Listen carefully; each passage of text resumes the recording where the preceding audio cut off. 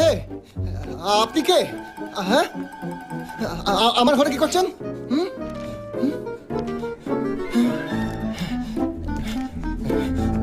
ঘর থেকে বাড়ি যান, লোকে দেখলে উল্টো পাল্টা ভাববে।